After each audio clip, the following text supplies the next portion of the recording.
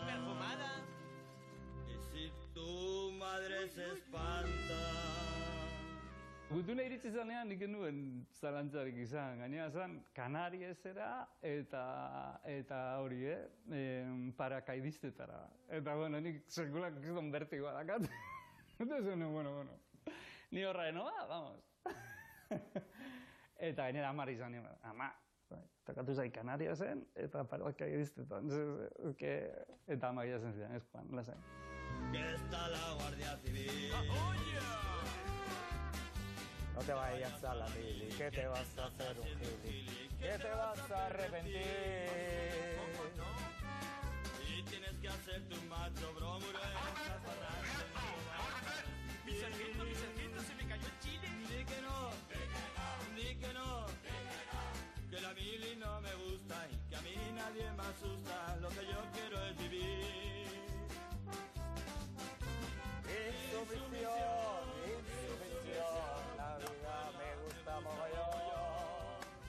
Insumisión, y al sargento que lo tiren al pilón. Luego te vienen los jueces que te meten al talego, que te comes un marrón. Que se los lleve el diablo, hijos de la jefurría. Que se vayan a la mierda, que las ganas de merienda Gaurko katebegian atzera begiratuko dugu. 30 urte atzera, garai hartako mugimendu herritar batera, intsumiziora goaz. Di que no, que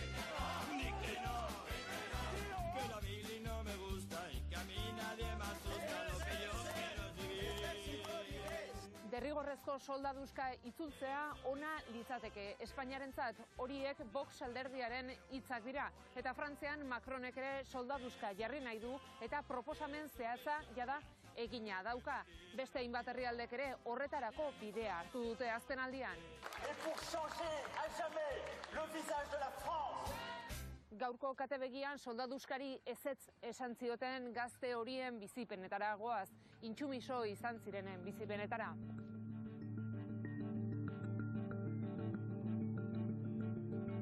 19 urteko gazte errebelde bat nintzen, nire musika taldetan enbilen jotzen, eta, bueno, inundik inora ez nuen imaginatzen ere burua hantxe ejerzituari obeditzen.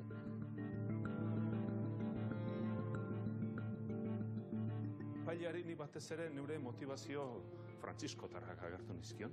Hainbat arrazoi indarkeriaren kontra egiteko, bakeren alde apustu egiteko. Nire motivazioak beti fedealdetik izan dira.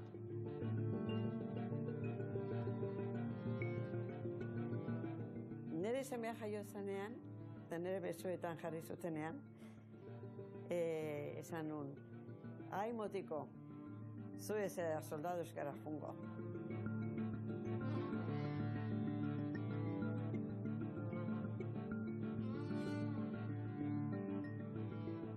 Poliki, ikusirik funtzionatzen zuela eta edabideetan ateratzen zela insumizioekin gertatzen ari zena, atxikimenduak lortzen joan zen eta bukaerako nik uste mugimendu sendoagoa zela.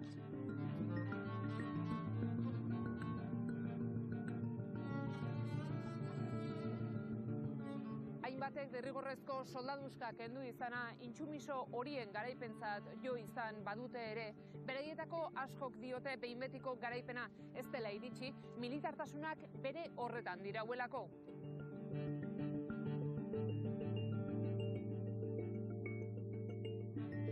Ez ginen soldadutzaren kontra borrokatzen bezik eta militartasun guzti horren aurka hori aldatu nahi.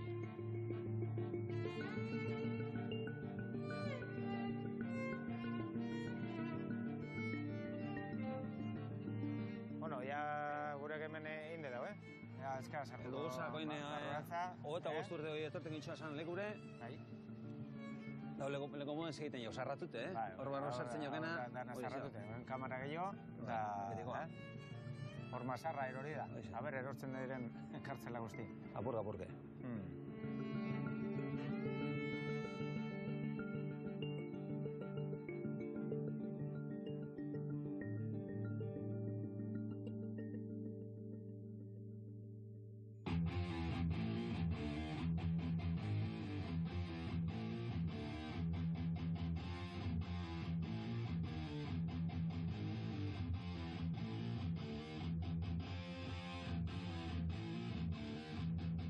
Donostiako auzitegiaren aurrean biltzera deitzen zaituztegu.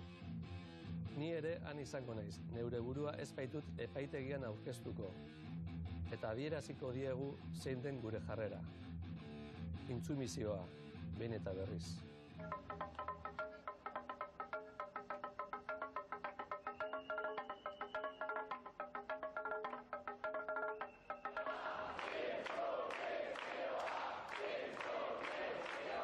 Ezin ezagun Mikel Anestesia, Mikel Cazalis epaitu.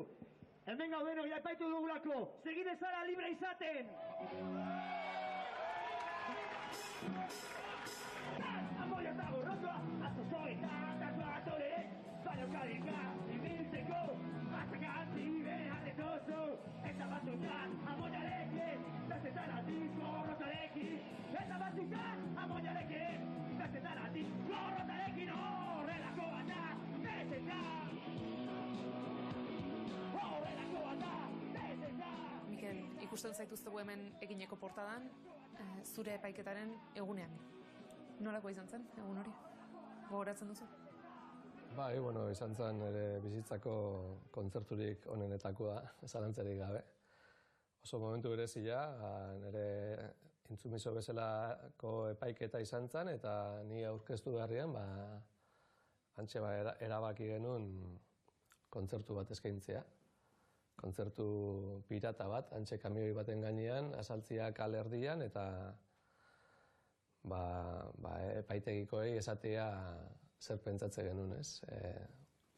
Epaitegi barruan izan beharrian, kaletik, eta flipantea izan zen niretzako egia zen. Argi zenuen epaiketara ez zinela aurkeztuko? Argi neukan ez nitzala soldaduzkara jungo eta ez nitzala epaitegitara jungo ere. Ez baninduten behartuta eramaten bintzat hori argi neukan. Eta zergatik? Intsumisoa nitzalako. Intsumisoa izatea etzan mugimendu baten barruan sartzea bakarrik, intsumisoa izatea jarrera bat zen. Sumisoa ez izatea.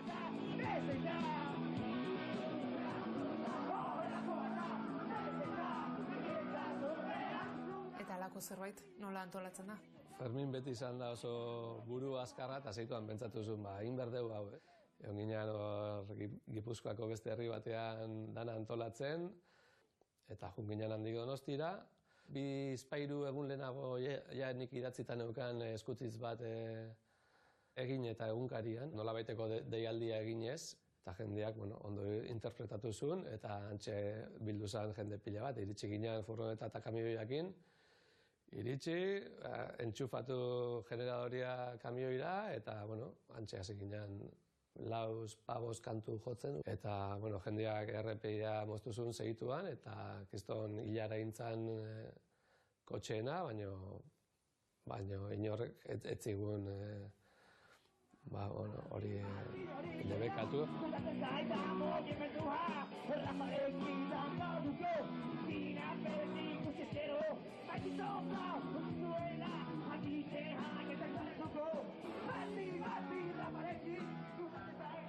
Esan duzu zure bizitzako kontzertu onenetako bat hori izan zela. 40.000 pertsonaren aurrean jo izan duzue.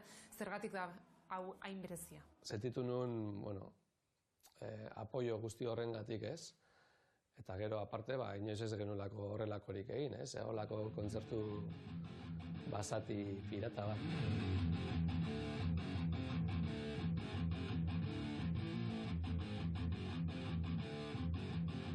Mikel Cazalis edo askorentzat Mikel Anestesia gisa ezaguna den musikaria lehen intsumisoetako bat izan zen 80ko hamarkada hasieran. Argi zuen soldaduzkara joatea etzela bere egitekoen artean sartzen eta intsumisoen mugimendua ezagutu aurretik ere beste bide batzuk izan zituen buruan.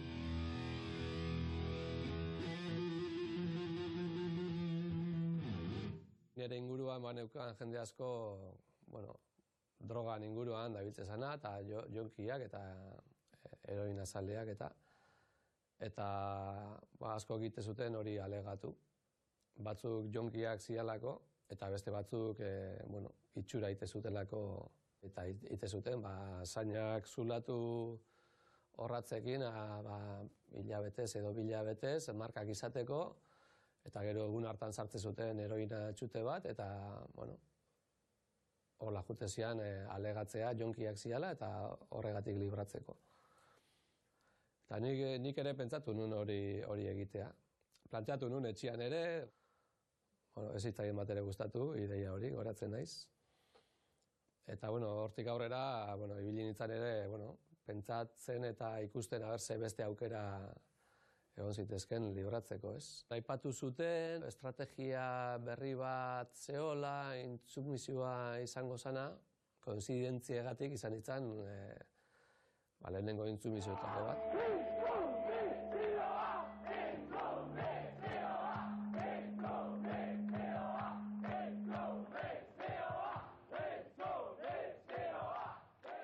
Mugimendu zabala zen.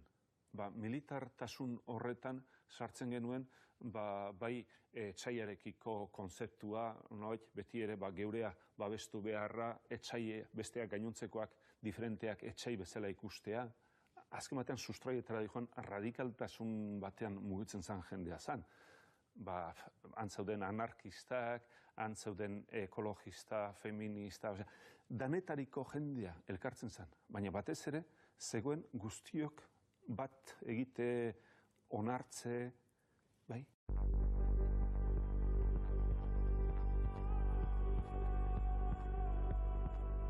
Anarkistak eta feministak aipatu ditu frantziskotarrak. Bakoitzak arrazoi bat izan zuen oinarrian, baina Jesus Artola Gernikarrak esan digu, bera eroso sentitu zela une oro, eta momentu asko ditu gogoan, besteak beste armadara joateko idatzia jaso zuen eguna. Nola gogoratzen duzu, gutuna jaso zenuen egunura? Gutuna gogoan dut, eta gainera, balako barregura edo sortuarazi zidan, Zergatik? Hueskako jakara agertu behar nuela alako egunetan, eta txeke bat ematen zidaten bideirako, eta bideian bokadilo bat erosteko, eta Gutun hori jaso zenuenean, zer egin zenuen? Txeketa guztian itzuli nien.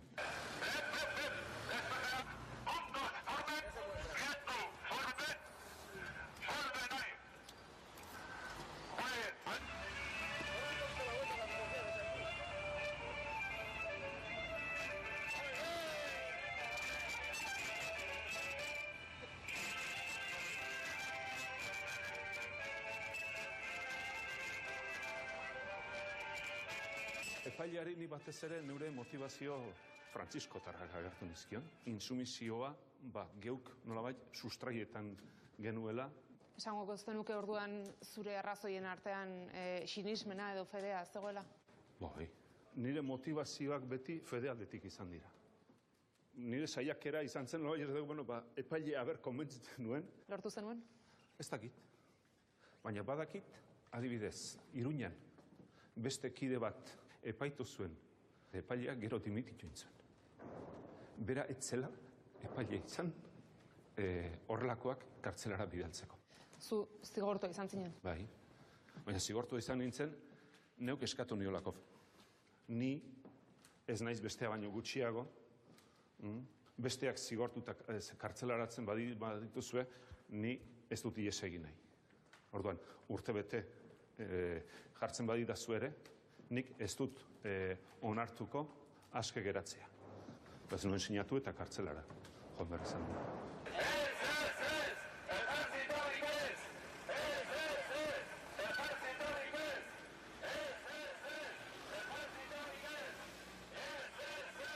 Elizak zein jarrera izan zuen intsumisioaren aurrean? Orokorrean, Elizaren babesa edo sentitzen genuen. Alik eta, Nafarroako Fernando Sebastian artzapezpikua kontra agertu zen arte. Baina beste gotzaiek ere etzioten horretan gehiegi jarraitu. Ez genuen nola aparteko kontrako ez eta goitik ere. Eta gizarte aldetik eta kristauen aldetik eta babes erabatekoa. Unai Bengoetxea eta Atxio Burgoa ere intsumisoak izan ziren. Kartzelan egondako intsumisoak biak. 3. graduan egon ziren Basauriko kartzelan. Eta egunero egiten zuten bide hori egin dute gaur gurekin batera. Eta ni betiko gutian hori buru gazetan, izumizu baina lehenago, itxur baten honok, beha inok etxegur hori egitea. Eta horretik esan da, oin akortanok eta esan dok, postenok asko, ginoan hor esan dok, hori burrupen ginoan, eta asko kostata da hori, gorko urte batzu doza amaitu zola, eta posi sentita nokela, gula ongentia gehitik, gaurrek gauzek, amaitu dozakela, hori apurtu ginoan, da horrek emoten izten niri, posa eta gero ganera, zer dok, beste guzti txarra horra apurru pasak ginoena, aiztuazo. Ez da betzetan? Bueno, alde batetik hori ondo, derrigorrezko soldadutza, bai, baina ez duguna amaitu da, ganera gizarte honetan, gero eta gerra gehiago dauz. Eta kultura antimilitarista hori ez da esarri.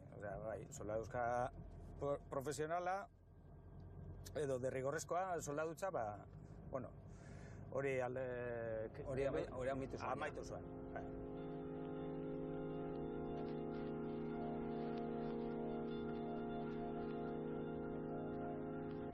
Gutxi batzuk sinistu zuten posible zela herria babes izan da, gobernua, boterea, eta hori guztia bideratzen zuena aldatzea. Posible zela.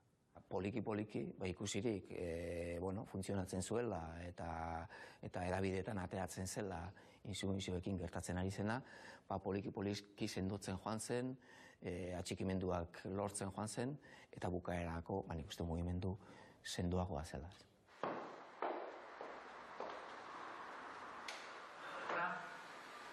Jon Sarasua kantatuko du, eta Sarasuak gurekin. Kantu hau egina aurretik ez genekien bera ere kantu horrek kontatzen duen kasuan zegoela, eta beregan ikuste ditugu munduko insumiso guztiak. Jon Sarasua!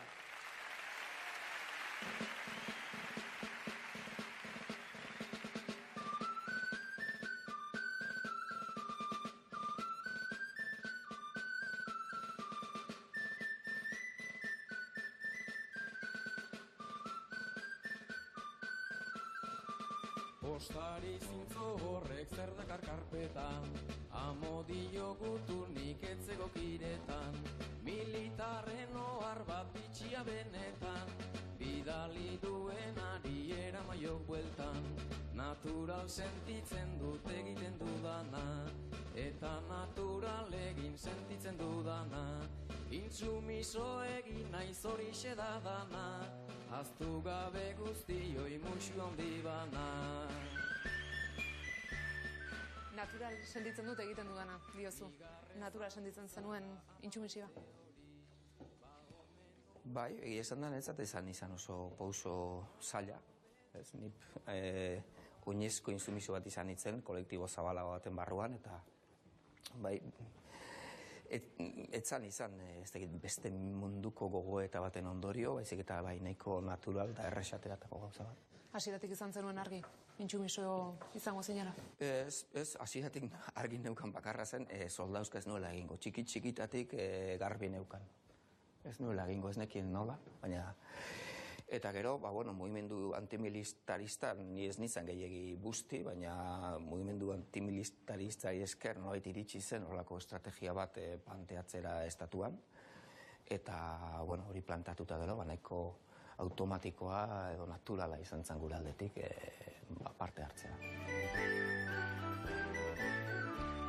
Ene kolega maite beldurtia aizi, agolkuak ematen ez adila hasi, kartzelara noala diostak itxusi, etorra dibisitan txorixota guzti, natural sentitzen dut egiten dudana, eta natural egin sentitzen dudana, insumiso egin naiz horixe da dana, aztu gabe guztioi musu handi bana.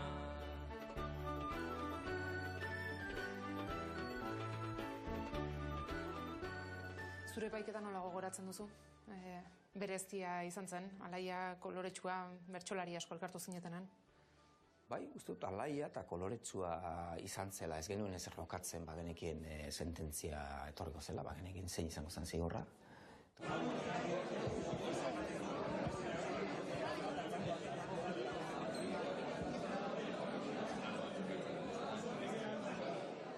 bertan egon ez ginen ontzat, kontatuko diguzu nolakoa izan zen epaiketa hori. Nik gogoratzen ditudan gauzak, batetik bukaeran gero egin zen festa moduko bat epaitegiaren atarian bertsoak eta trekitixa eta tapia eta bar. Eta barruan epailearekin nolako elkarrezketa antolatu moduko bat prestatu genuen, eta ondo pasa genuen, ez duko tensio berezirik.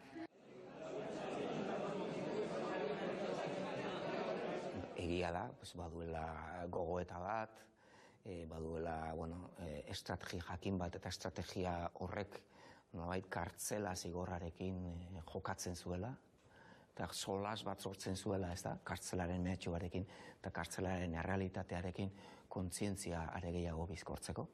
Eta orduan badu errealitate gogor eta ilun bat ere, ez da.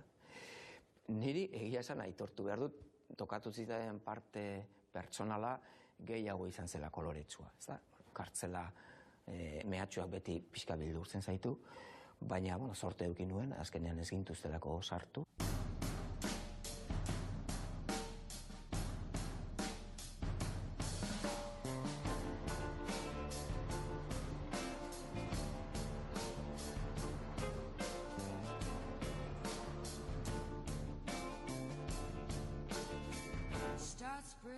Kirmen Uribe idazle ezaguna 2 aldiz egon zen kartzelan intsumiso izateagatik.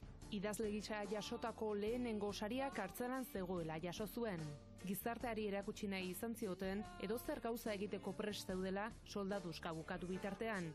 Eta lortu zuten helburua, 2000 urtean egin baitzen, azken deialdia.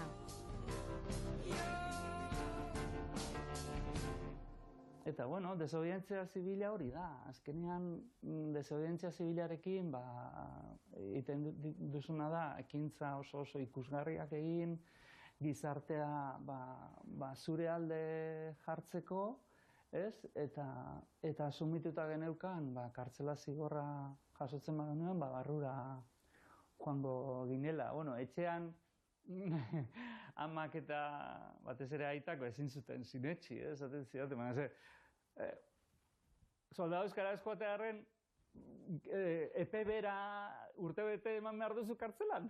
Urtebete soldadu euskara eskoatearen urtebete kartzelan.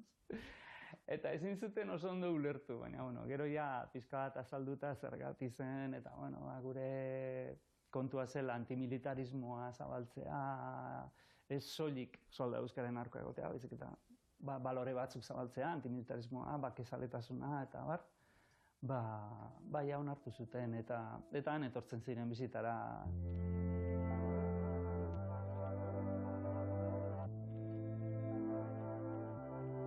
Eta asko etortzen ziren galdetzea zer zan hori. Bere semea intsumiso egin zela, baina beraiek ez egitela ondo zer zan intsumiso izatea. Eta orduan egiten genien azaldu, batzuk ez zutela nahi inolaz ere, baina erabakia semeak hartuta zeuken. Gero beste batzuk, nolabait ere ikusten zuten, bai hori oso ondo, baina oso ondo dago, baina besteak egiten duten bitartean, hori ere askotan gertatzen da. Eta ez aitzi inoiz astuko, egun batean Donostiko ezaguna zan, gainean, nik ezagutzen nun berak ni ez, oso persona ezaguna zan Donostian, abogatua, eta etorri zan guregana, eta esan zean, inork ez dit horrela esplikazio sakonak ematen honi buruz, eta zuek jakingo dezute behar bada besteak edo nire laguna dakitena baino gehiago, eta esaidazute, zer egindean ni gaizki nire bizitza hontan eta nire umea ezitzen intsumisoa izateko. Pentsatzazu, ze sensazioa zeuken gizonarrek. Zer egin den edan ni gaizki, bere buruari ematen zion bere semea intsumiso izateko errua, bere buruan jartzen zuen. Eta orduan, esplikatu genion, emakume talde bat ginen, batez ere emakumeak gizonezkoak 3 edo 4 horrela juten ziren, beste gaineko danak 10 ginen. Eta azaldu genion, eta nik uste eta asmatu egin genula, behintzat alde izun sekulako lasaitasunakin.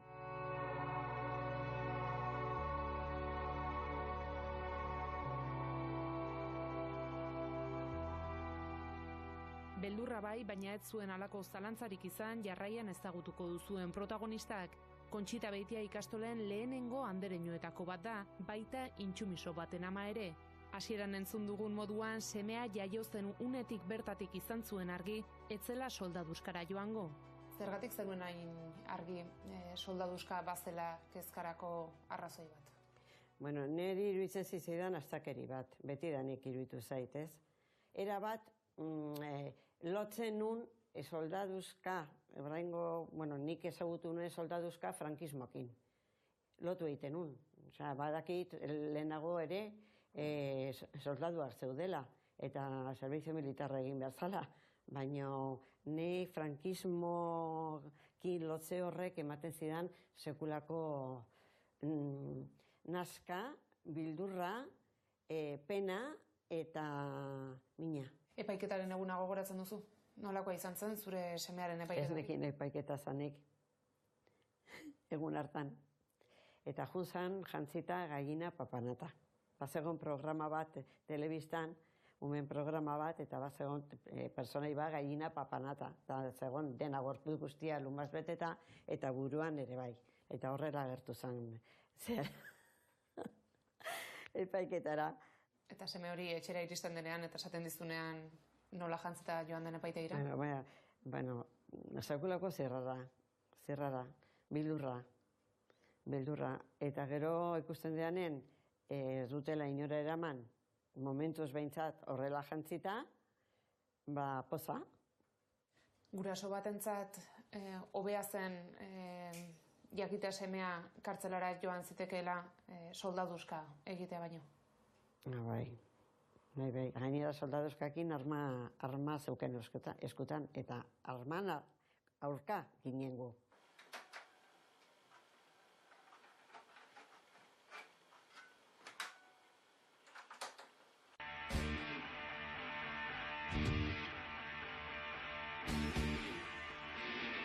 Moriréis como imbéciles, moriréis como héroes, mientras ellos en refugios os verán por televisión. Las medallas son capas de hojarata, las banderas son campos de colores. En la guerra morirás por su dinero, en la guerra morirás por su interés. Moriréis como imbéciles, yo no pienso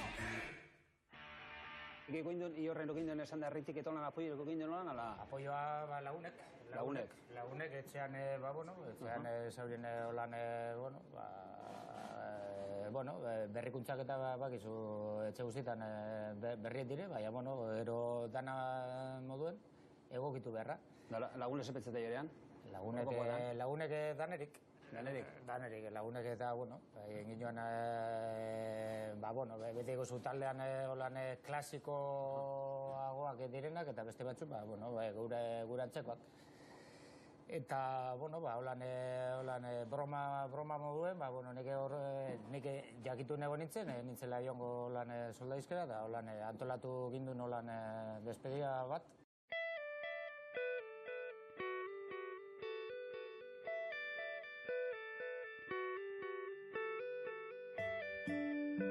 Txoriak salbatzea zen gure mandatua. Elurretan preso geratu ziren txoriak salbatzea. Egia esan, epaiketa gogorra izan zen. Epaiketa, nahiko gogorra izan zen, eta ez genuen ondo pasatzen guk epaiketetan. Naiz eta oso garbi eduki eta arrazoia garbi eman, beti fiskal baten aurrean egoteak eta tentsio hori, jasateak,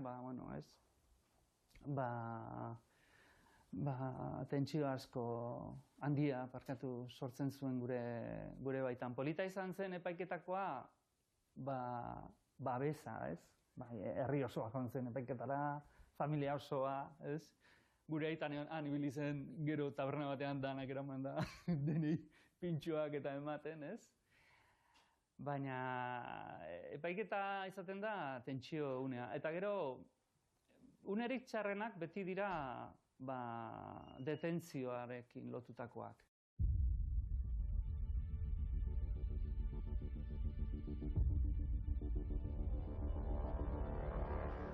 Lehendabiziko detentzioa izan zen Ondarrun. eta izan zen Guardia Zibilaren kuartelean. Guardia Zibilaren kuartela Ondarrun oso toki iluna, iragan ilunekoa. Han mutil bat hil zuten garai batean eta bueno, ez? Eta Guardia Zibil bat ere hil zuten, gero. Baina historio oso ilunak izan dira han. Eta sekula inorretzen han kateatu. Orduan guk erabaki genuen han kateatzea, kuartelean kateatzea. Eta joan ziren ara, bueno, herriko zinegotzi guztiak, alkatea, familiakoak, ze benetan beldur ginen ze reakzio izango zuen Guardia Zibilak. Eta bueno, nahiko, egia esan, urdurik genten. Baina etzen horrela, bueno, han kanpoan zegoen, guardian zegoena, barrura sartu zen, eta gero atera zen kapitaina, eta hitz egin zuen alkatearekin, eta hori, eta gero ja, bueno, ertzainak etorri ziren, ertzainek eraman gintuzten. Eta hori, txarren ezaten da, hortik kartzelarako ordu horiek, oso luzeak izaten dira, komisaldegian, deklarazioa hartzen, eta ez duzu lorik egiten, eta hori.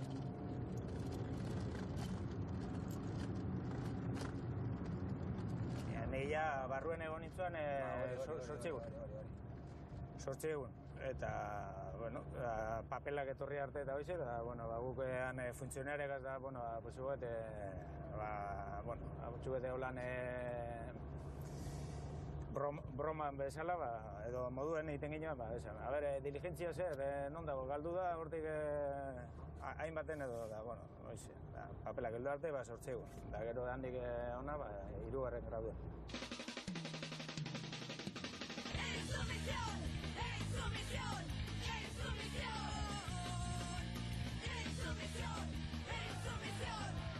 Hego Euskal Herrian 10.000 gaztek esan zioten ezetz armadari intsumisioaren bitartez, baina herrialde bakoitzean auzitegiak jarrera bat izan zuen. Gipuzkoan esaterako gehienak ez zituzten kartzelaratu, Nafarroan aldiz kontrakoa.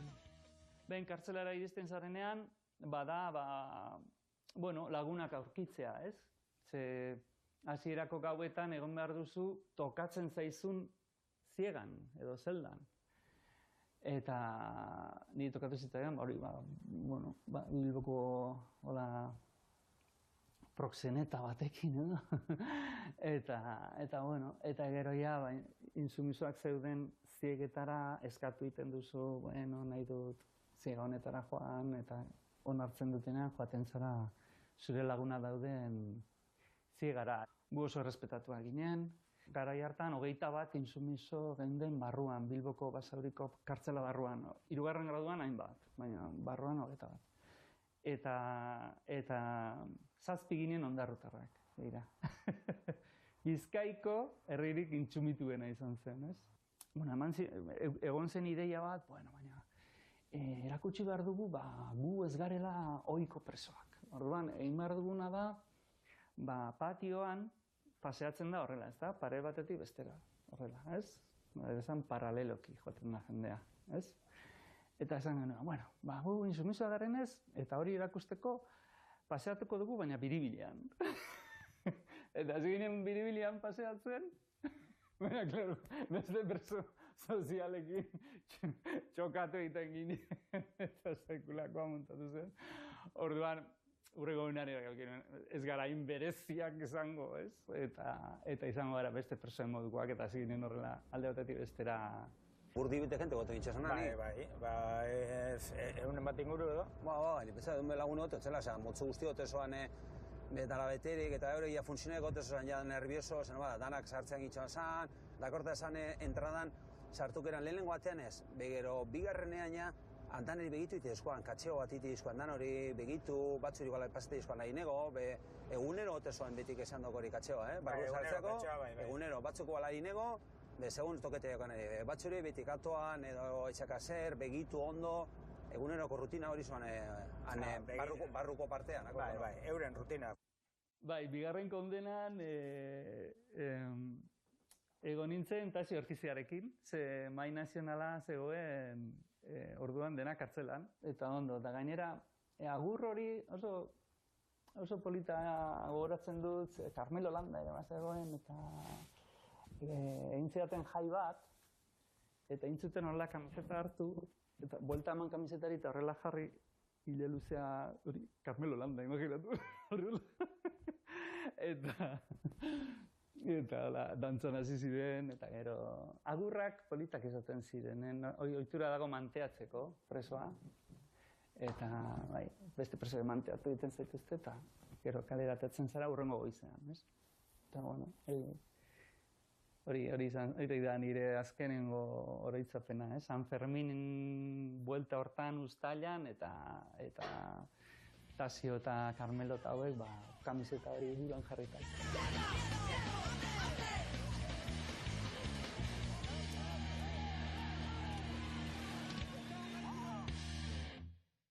Lehen aipatu duzu, bazenekiela zein izango zen epaiketako zigorra, 2 urte 4 hilabete eta egun bateko zigor hori, prest zeuden kartzelara joateko, baina ez zenuen kartzela zapaldu. Zergatik uste duzu lurralde ezberdinetan jarrera ezberdina izan zela, Gipuzkoan gehienak ez zineten kartzelara joan, baina Nafarroara begira jarriko bagina adibidez kontrakoa gertatu zen. Bai, ez nituen manejatzen datu guztiak, baina hori izaten zuten, ez? Segurazko Nafarroan eta beste leku askotan kartzelaratzen ari ziren bezala, Gipuzkoan ez zutela bide hori hartuko. Eta nolabait gain hartzen zien estrategia baten aurrean, pixkat beraien erantzuna hori zela, ez? Masiboki ez kartzelaratzea, ez? Eta, bueno, zentzu hortan uste sortea izan genuela, sententzia bat horri izan arren, eta urte batzutan uste sententzia horri izan genuela Bizkar gainean, baina etzen bete. Eta orduan, insumisioaren alde ederra bizi izan genuen, eta insumisioaren alderik gordinena etzi zaigun tokatu. Alderdietatik kanpo zegoen mugimendua zela nabarmendu dute gonbidatu guztiek, baina tirabira batzuk ere izan ziren tartean. Mugimendu autonomoa, erabat autonomoa zen, ez zegoen alderdi politikorik atzean, egia esan alderdi politikoa nahiko despistatuta zeuden, eta harrapatu genituen erabat despistatuta, ez? Gero hurbildu ziren.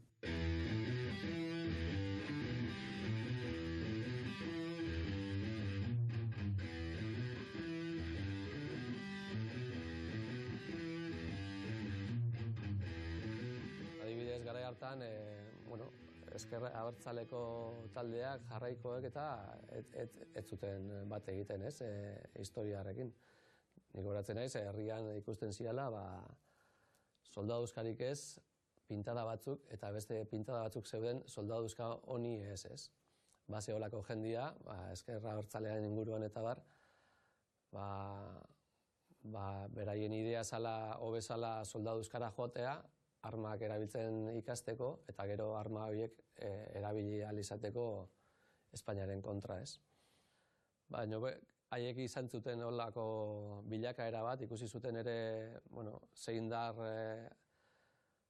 hartu zuen mugimenduak herri mailan eta azkenean, haiek ere batu zian, ez, pixkat gure estrategira eta aldatu zuten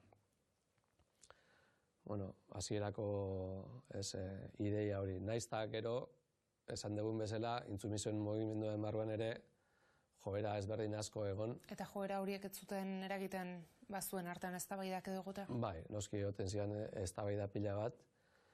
Eta adibidez nire kasuan hori izan zen, ni pertsonalki erren induen gauza nagusietako bat, ez? Askotan ikusten nuen energia gehiago gastatzen genula gure arteko ezberdintasunetan, etzaiaren kontra borrokatzen baino, ez? Eta, bai, hori penagarria da, baino giza mugimendu guztietan gertatzen dena gertatu zen, ez? Beti azkenetan hasten gehala gure arteko ezberdintasunei buruz eztabaidatzen eta horiei begira egin behar dugun beste borroka horrei begira baino, eta horrek ahuldu egiten gaitu, eta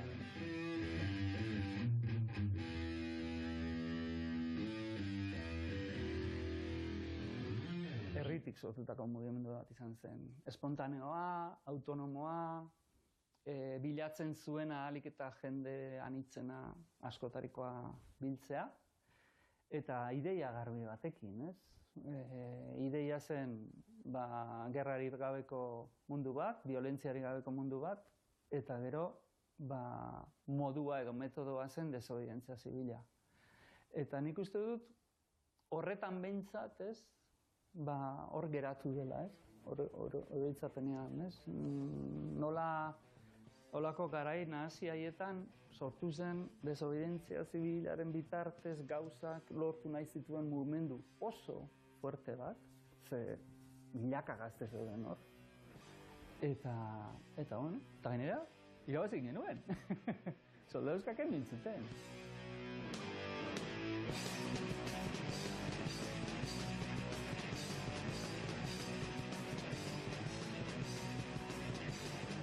Vuestras órdenes no las queremos, vuestro ejército aplastaremos, vuestras banderas las quemaremos, vuestras palabras no escucharemos. Sumisión, sumisión, sumisión, sumisión.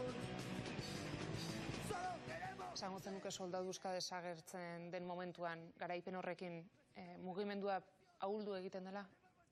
Bai, egin batean, bai. A ber,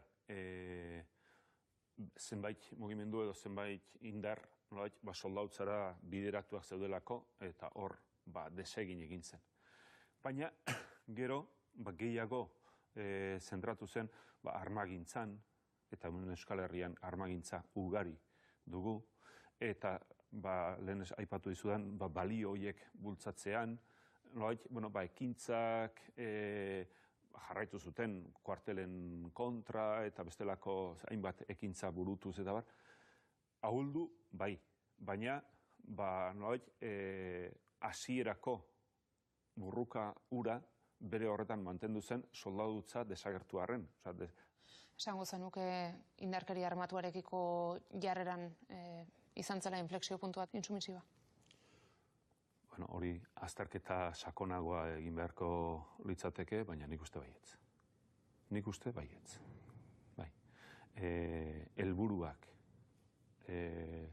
ez bakarrik helburua lortze aldera edo zein bide baizik eta helburua lortzeko eta gizarte guztia inplikatzeko indarkeriari gabe, nolabait esango nuke botereari represioa aplikatzeko arrazoirik eman gabe, baizik eta bere represiori jasoz, bere aurpegiratze bat eginez.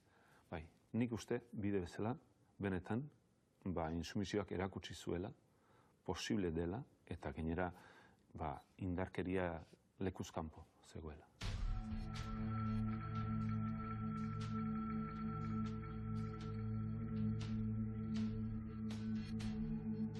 Eudima Euskal Udal intsumisoen mankomunitatea sortu zuten Euskal Herriko hainbat alkatek 1986an, baina zertzen mankomunitate hori?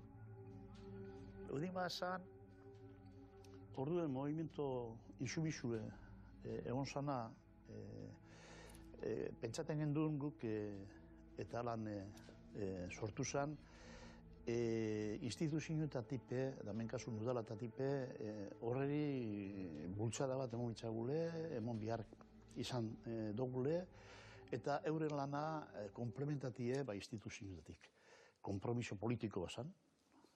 De hecho, onartu gendun osoko bilkuran sartzie, orduan onartu gendun Euskal Alkartasuna eta Herri Batasunako botu horisker, besti gazten nion ziren. Onartu gendun pentsata alde batetik udalatako helakon okin, ebelakon orduen departamento bat gaztiek bialduten ebiena udalak noradan, izen guztizek urtiek egiten nabeniko, eta hori departamentue, kintaz betzaten desatzen deituten zenakola, neak ordan zelan okin zaun izena, guk ezabatu egin genuen. Guk ez genduen itzezan, hori zan gure konpromisue, lanik gure gaztiek junde izen, batez be gure bidez, hori egiten. Alde batetik, antimilitaristak ginelako, da geralako, eta militarismo hori lantzeko guk instituzioetan batez be kontrolaten gendunetan, udalatan, erabaki gendun ez dugu horretaz lanik egiten, eta hori izan zen gure erabakize, eta hori erun gendun aurrera urte ezberdinetan.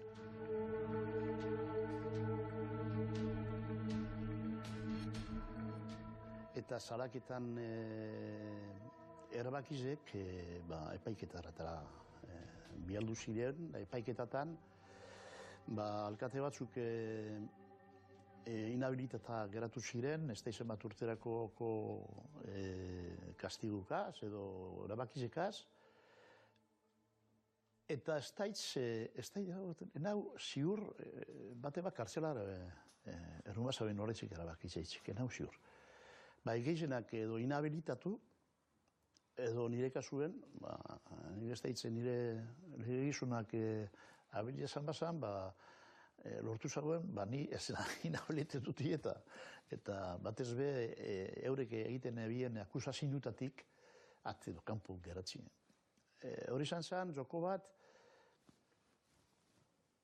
fiskalak, abogauek, justizize, nik ez dutena zinzuten zoritzarez, gaur eguneko egorak ikusitzean egitzia. Bai, planti ezauen, hori, sekzion de quintas hori, udalatan espalitze segonda, herritara baten nahi badauen, gure dago militartasune dagoelakon, eta militara gudagoela esan bideratutie, testigantzarako deitxutxon garrilaneko komandante bateri, edo kabitzen bateri neak orten sesan, eta ia horrek kintazko bulego hori udalatetik endute, norderak ure bat dau, espako posibilidaderik, zantzuen, espako. Ez dago garrailan hori etorti baino, eta nitzen dau, udalari puentieta, da alda huie. Dorduen ez da hitz hori izan bazan. Balizoako erantzune, nire kasuen ni libre geratziko epai horretatik. Baina baten bat inhabilitan zorien, gogoratzen basuren bat? Hombre, Manuel Murua, esan zen, inhabilitatu zauen, bakitze hortik, oi hartzuneku epe bai, ez da horrek inhabilitatu basuen, bai, harango izen nagoz izena taikue, edo nagoz izena esan zen, Imanol, gero ganera ahaldu nagozi esan da Gipuzkoako herrialdien, eta hori zen benetako personaia ganera zen, Imanol. Hori akordaten nahi, baukin zauen gero eran politikoki pausuek eta haien gizunek.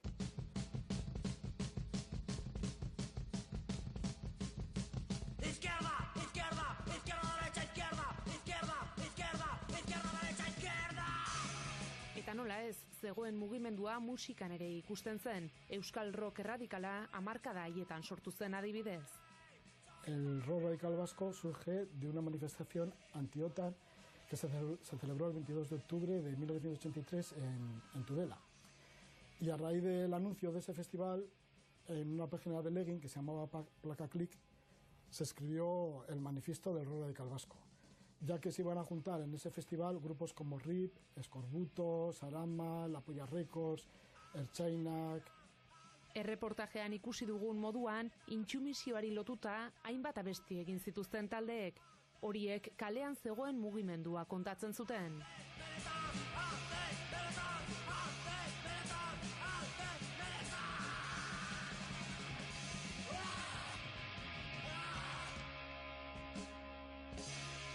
Y entonces, de repente vimos esas letras que conectaban perfectamente con la juventud de aquel entonces, pues todo lo que estaba pasando, porque además de todo esto, pues empezaron a haber fanzines, empezaron a venir las radios libres o radios independientes que se llamaban por aquel entonces. Luego vinieron más tarde los gasteches. O sea, que había todo un movimiento callejero que formaba un poco la evolución que había en la calle, ¿no? Y que los músicos de por aquel entonces, los grupos, pues representaban y contaban un poquito lo que pensaba la gente de la calle. Bueno, lo que pensábamos los jóvenes para aquel entonces.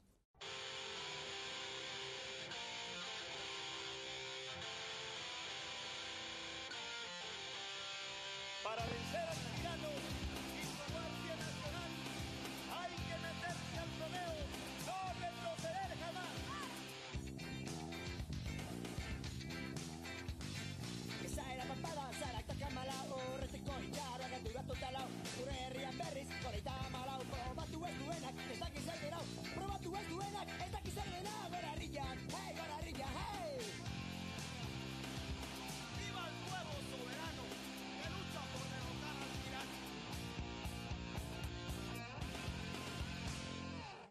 Gaur egungo gazte bati azaldu beharko bazenio, garai hartan zein egoera bizi zenuten eta intsumisioa zer izan zen, eta zergatik egin zinen intsumiso, zer kontatuko zenioke? Ez dakit, nik uste gaur egungo belaunaldientzat izen litekela inspiratzailea, ez da? Erresistentzia zibileko borroka bat, baketsua, eta kosto pertsonal bat asumitzen duena, ez da? Kartzelara joateko arriskuaren kostu pertsonal bat asumitzen duena, arau batekin enfrentatuz, ez? Baina ez aldarrikapen soiletik, baizik eta kostu pertsonal hori, nolabait estrategia gandiar batekin, bere gain hartuz, eta beti pentsatuz kostu horrek biderkatuko duela kontzientzia hartze bat eta atxikimendu bat, ez? Zentzu hortan, hor dago, ez, esperientzia txoa, eta bereziki mugimendu antimilitaristak, garai hartako mugimendu antimilitaristak egindako gogoetak, uste dut baliegarriak diela gaur egun ere. Gaur egun ikusten ditugu Espainian Vox bezalako alderdiak, esanez Espainiarentzat oso nalitzatekela derrigorrezko soldaduzka itzultzea, Frantzian Macronek ere antzeko zerbait dio, halakoak entzuten dituzunean, zer pentsatzen duzu? Militartasuna eta arazoak militarki konpontzekoa eta horretan oraindik borroka handia daukagula. Soldadutza ez soldadutza, importanteena niretzako ez da hori baizik eta betiko joera hori gizarteak radikalizatzen denean, erabakiak militarki hartzeko. Orduan, hori baino niretzako gogorrago izan zen aurreko peperen aldian militar gastuak ez dakit zenbat igo zirenean oantxe sozialistekin korbetak eta egiten ari direla, bombak egiten ari garela Kadizen, ez dakit nun egiten ari garela beste, ez dakit. Horiek gogorragoak egiten zaizkit soldadutza jartzea baino, edo ez jartzea baino, ez da bai da baino. Eta, benetan, zer nolako gizartea egiten ari gara, eta zerren aldeko apustuak egiten ari gara. Bueno, dardaraz jartzen naiz. Bueno, nik uste dut derrigorrezko soldauzka ez dela itzuliko, baina dozein kasutan borroka antimilitaristak ejertzitoaren izaerari eta realitateari begiratzen ziola, ez da. Derrigorrezko soldauzkari begiratzetik harago, ez da. Eta zentzu hortan uste dut, oraindik ere, realitate militarizatu batean bizi garela, eta badagoela zer pentsatua gai hortan. Ezaela bat bada zaratak amalau, urrutiko hitxaurra gertu da dutalau. Gure herrian berriz hogeita amalau, probatu ez duenak ez dakiz zer den hau, probatu ez duenak ez dakiz zer den hau. Ez da rendatxuak ezin dira ito, gure lepoan soka ez da kompetiko, barre egingo gotik, neskata mutiko, kantatzen duen herri bat ez da elmesiko, kantatzen duen herri bat ez da elmesiko, kantatzen duen herri bat ez da elmesiko. Cuando se acerque el momento de la ofensiva final, a la calle todo el pueblo a poner su gran revancha. Ez dala zertxobait utopikoa pentsatzea militarismoa edo militartasuna desagertu daitekela. A ber, utopikoa bai. Baina nik sensazio dut borroka guztiak utopia batek bultzatzen dituela. Zentratuko bagenu, armagintzan. Puntu zehatz bada. Baina horretara mugatuko bagina, armagintza deuseztu dezagun Euskal Herritik, edo Espainiatik. Eta goazen, borroka hori, gero eta gehiagotzen. Horrela nik uste lortuko genituzkeela pausoak.